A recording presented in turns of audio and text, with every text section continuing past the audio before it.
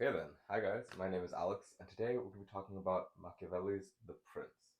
Now, this book is pretty interesting because it kind of has a social stigma. It's instructions for how to rule a society and stay in power rather than how to actually meet people's needs.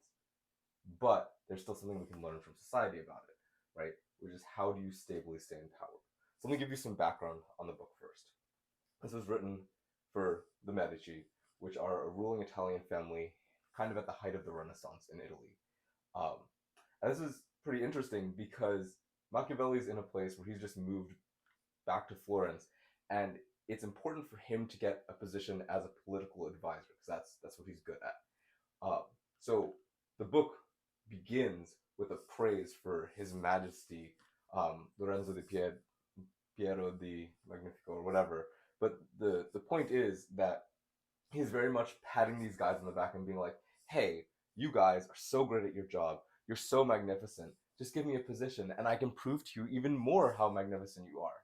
But it's interesting because then he spends the rest of the book telling them how to do their job, um, and then even later says, "Don't listen to people who essentially pat your ego." Um, there's a lot to be taken out of this, and so he basically goes through the list of many different kingdoms that are kind of existing at the same time in Italy, and he's talking about the strengths and the weaknesses of each of these. And this is a pretty turbulent time in Italian history because instead of having this unified nation of Italy, which doesn't happen for another 250 years, you have a bunch of like small city states. So, you know, the city of Florence is its own kingdom. The Duchy of Two Sicilies is its own uh, kingdom. You have Naples, you have Rome, and all these people kind of keep forming alliances and then trading alliances, and the church at this point also becomes a political institution, which is pretty fascinating because just 100 years before this period, 150, you have a period where you've got three popes because people can decide who represents them fully. And so you have a pope that's elected by the French, you have a pope I believe that's elected by the Germans, and you have one that's actually in Rome. Um, and then following this period, you have a little bit of stability, and then you have a period where um, you have a period where you have a pope who has a kid, and then you suddenly get into this whole thing where the papacy is no longer about heading the church. It's about heading the armies. Whoever has Rome on their side is a lot safer. And so right before, like literally like 2 years before this book is published or given to the Medici, catastrophe hits the family of the Medici. So you have the I don't remember. I think his name is Giovanni de' Medici. He becomes Pope Leo X. So he goes from ruling Florence, which now his brother rules Florence, and he moves over to Rome. He gets elected by the cardinals, and he becomes Pope. So now they have both of these two major powers in one house, in one family, and it gives them a lot more military might. And then they're just having recovered in Florence from what is disaster to the Medici, but is not necessarily disaster to the people. So you have the Medici who were in power, and then they kind of had an economic fallout, and as a result, you have this guy Girolamo Savonarola who comes in and he's a monk, and he's basically like, "Hey, people, renounce your wicked ways. You got to be way more pious for God." And then it goes too far, and he starts having this thing called burning of the vanities, which is basically like people tell on their neighbors, and they're like, "Hey, are you doing something that's not godly enough? Why don't you burn it? And we'll do this annually because it's such a great idea to get rid of all the things we love." And sure, there might be some merit to having a life that's like less filled with things and more filled with like focusing on the self. But this is a terrible way to make friends and a terrible way to maintain political power because if you're telling everyone to destroy the things they love and follow you, eventually they're going to be like, "Wait, why am I getting rid of the things I own? Why am I getting rid of things that I've spent my hard-earned money on?" And just I think it's like 3 years after he kind of takes over, he gets burned at the stake. So not a great way to hold political power. And then for just a few brief years, you actually have a democracy in Florence. And this is not the first time that it happens in Florence, but it keeps coming and going, mostly going. But anyway, so then the what do you call it? The Medici are none too happy about this. And this is around like 1502 by the time this is happening. And this book is written in 1513, and around 1511, 1512 is when the Pope, the papal army in Rome, comes back and works with the French to force the elected government and I think some German invaders out of Florence. So it's kind of a mess, but they have just narrowly reattained their control over Florence, and people seem to like them from what I've read. Um, but it still puts them in an interesting place where Machiavelli is talking about, oh, your leadership is so great. He kind of keeps talking about like, look, this is something you do well, but look at someone who also does it well and learn from them. So it's like I saw this in a comedy show a couple days ago. It was like we didn't we need to be better, but we were never not great.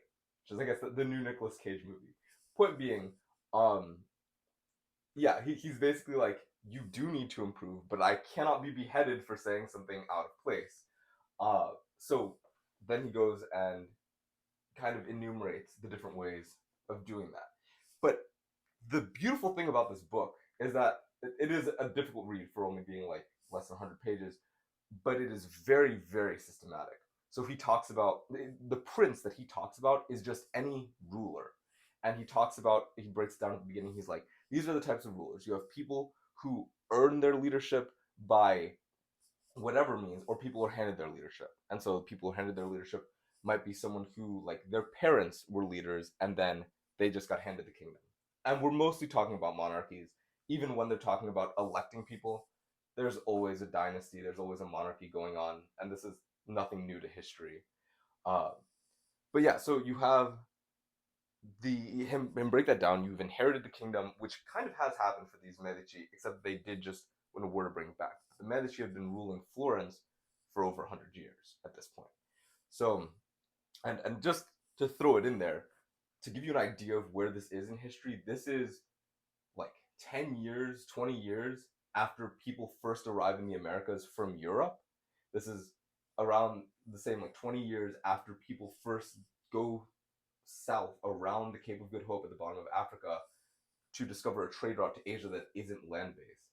And then this is right around the end of Leonardo da Vinci's life. This is around the end of what's his name?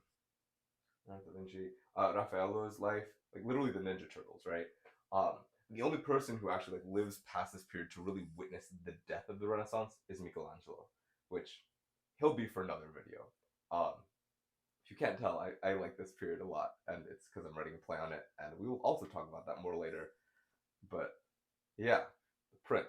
So right, so he's talking about, have you attained power by force? Have you done it through good deeds? Do people like you? Um, and he goes down like and it's interesting because he's selective with what he explains and what he doesn't. And Lord knows if this is actually intentional. It may just be him not being that interested or whatever. Like he's not going to explain the whole world to you. He's going to explain leadership to you and how to maintain power, which is particularly important for people who have just come back into power. So anyways, he's talking about, do you have military might? Are you a benevolent king? Are you wasting people's money? When you invade someone, how do you incorporate them into your empire? And so this is an interesting question because if you look at something like Alexander, when Alexander the Great conquers these areas, and you know, conquering is not necessarily great, but he's expanding the territory that his empire has. But him, I think Persia, and a handful of other places that do conquer and turn into empires, like the Mongols. We'll exclude the Mongols. But the point is, they come in and instead of being like, hey, this is our land now, follow our rules, they're just like, hey, you kind of owe us taxes or whatever, you owe us a little bit of something. And then the rest of it is just go on, live your life as normal. And one of the things he's talking about here is when you conquer something like that, let people do their own thing, which is interesting because it's like a tad of democracy in the midst of monarchy. Um, but his whole point is you don't want people to hate you.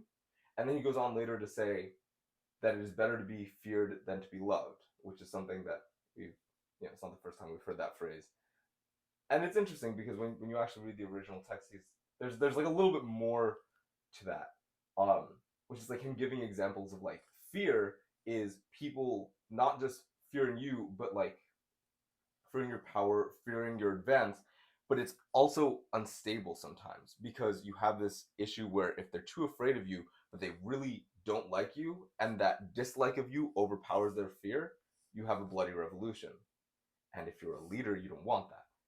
And again, so I mean, we go into like a million examples, and he even then talks about the role of them in society and kind of how they're supposed to negotiate with one another, how you conquer ruling territories, how you marry into families, um, and yeah, at the end of the day, it's just a recipe for how to stay in power.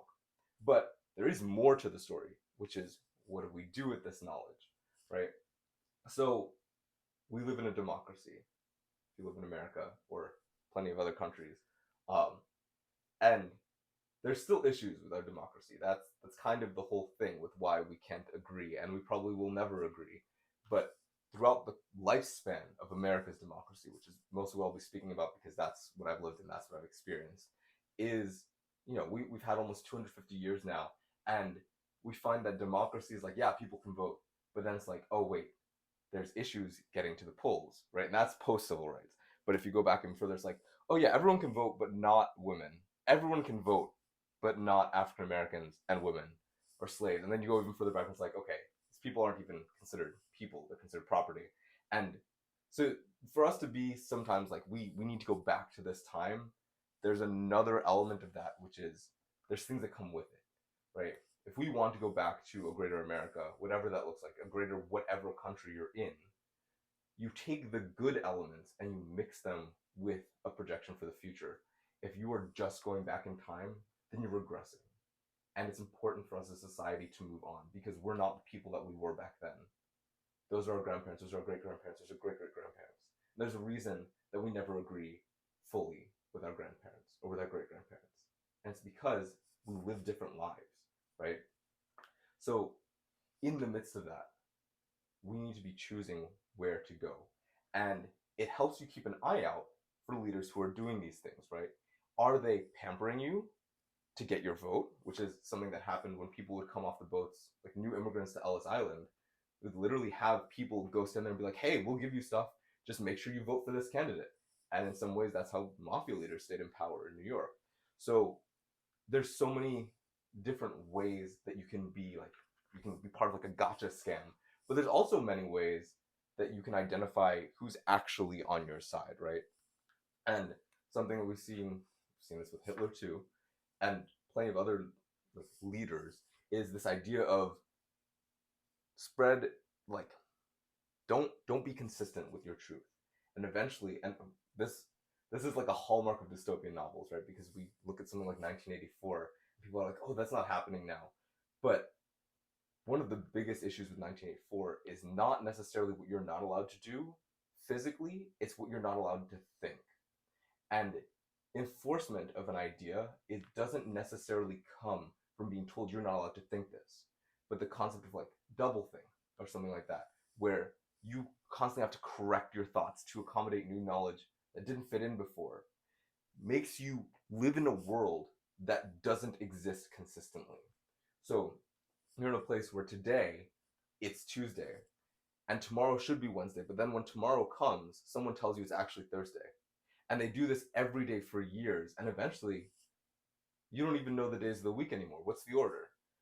And it happens with more nefarious things, right? It's like, how do we publish the numbers in a research study? How do we talk about curves? How do we talk about distributions? How do we talk about who's jobless and why they're jobless and who's helping America or Germany or Austria or whatever, or who's not, right? Who's hogging the wealth?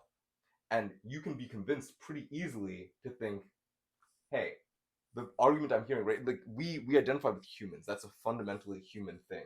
So if you hear a human telling you about their life experience and they're like, this was great, this was not, right? That's how we choose what products to buy. We look for reviews. Like if they tell you these people are great, these people are not, and you hear that enough, you start to believe it. But fundamentally, we're all just people. And that's a huge thing that's important with adaptive democracy or adaptive anything is accommodating the people in your structure, because otherwise it reaches a breaking point. And at that point, you have two strategies. You either try and pull everyone together, which will ultimately destroy anything that's happening. It's a short-term strategy because, right, you can send tanks in to stop people that are protesting or rebellion or whatever, right, which is something that we saw, right, in Austria-Hungary years and years ago. It's something that we saw at the beginning of the Revolutionary War, is that, yeah, we were the rebels and then someone came in to stop us. But you, like, with historical context for this, we're now like, okay, this is a cycle that repeats. You see revolution happening. If you don't come to agreeable terms, where a new government is formed or where simply your voting changes, right? If you keep having the same thing happen year after year after year in a political party and nothing changes, it'll reach a breaking point. The party will split. And we had that happen in the early 1900s. And with like the Whig Party even before that, and then with Teddy Roosevelt, I think. So I guess these are all like historical tangents that tie together to give us a broader idea. And this is not just true for this book. It's not just true for Brave New World for 1984. It's understanding our position in society relative to people who have experienced other parts of society, and then working together with those ideas to decide what do we want going forwards. Because we can't have just our idea, and we can't have just their idea. And on top of that, both of these ideas come from the people around us, right? Like, we didn't independently wake up being like, man, I really wish the tax rate was 3.8% on whatever, right? Someone tells you, hey, it's proposed that it's going into law that it will be 3.8%. And you're either like, I like that or I don't. And then someone will tell you the reasoning, right? They'll be like, oh, it'll make food free for everyone. And you're like, man, that's great. Or, man, that's horrible. It's going to make people not work. But it depends who's telling you, right? Because they might jump to that conclusion for you. They're going to be like, this bill is horrible because it'll make people stop working and it'll destroy our economy.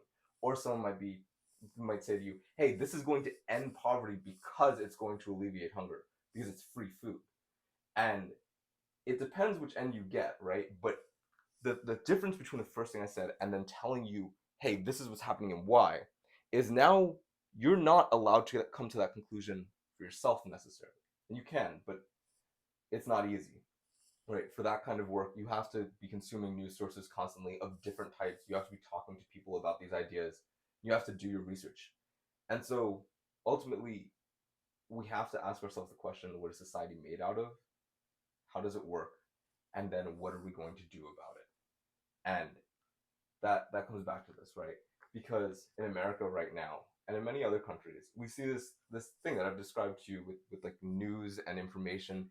And the idea is that we hear information, but we're hearing arguments. It's hard to just get information. And then when we have the other side, which is when you experience something, you're like, dang, that's exactly the way it is. It is the way I experienced it. And anyone who tells me that is wrong, or tells me otherwise is wrong. Like, I was having a conversation with a person who was like, I had this one homeless guy that I was going to give food to, and he's like, I don't want that. And then he was like, do you want a job? Like, I can take you landscaping with me. He's like, no, are you kidding? I don't want a job. I just want money. And that's interesting because, well, first of all, that's not a reason to discount all homeless people. There's plenty of people who need help. Like, even this year, I think it's expected 263 million people will fall into extreme poverty, or at least some degree of poverty. But for scale, that's 2/3 of the entire number of people that live in America. So to have this one experience is valid and it's important because our own experiences allow us to call other people out on their BS. But at the same time, numbers like that should tell us, yes, some people might not want to work, some people might not want whatever help you're offering, but it's still necessary. And so at the end of the day, that's something we're all going to decide for ourselves. But something that this should prompt you to think about is, what do your leaders look like? What are they offering you? And if you're in the role of leadership, which you often are, if you're a parent, a teacher, you're someone in an organization, excuse me, or further, if you're a member, because everybody displays leadership traits. You have the option to listen to and care about the people around you, or you have the option to shut them out, to be cold, and to be uncooperative, right? You can be on a team and you're a leader if you propose your ideas and you work with someone else to figure out what to do. You're obstinate if you don't work with them, even if it's something you don't want to do, right? But we all have to work together. That's part of living in a society, is you're never so alone that you don't have both the comfort and the irritation of another person. So, again, I'll say, question is, what does this teach us about society, and where do we go from here? And that's where I'll leave you for today. But talk about that in the comments. And we're going to keep exploring this further because this is not the only book that talks about this. And I've got a pile over there, as you can see, that I've recently finished reading that I want to talk to you guys about. But even in those some of the ones that are works of fiction, there's a lot to be learned about the people around us because we don't come up with stories that are fully fiction. I think it's been said about Shakespeare that like there's only 7 stories and Shakespeare wrote all of them, and even he was plagiarizing. And so we are then plagiarizing him. But it's because all those stories come from human experience. So even in fiction, you're going to see things that happen in real life. You're going to see things mimic, like the wars in Star Wars greatly mimic World War II and the rise to power of fascism or other political ideologies. So there's a lot to unpack there, and we'll do that in the future. But I appreciate your time watching this and look forward to seeing your comments. Have a good one, guys.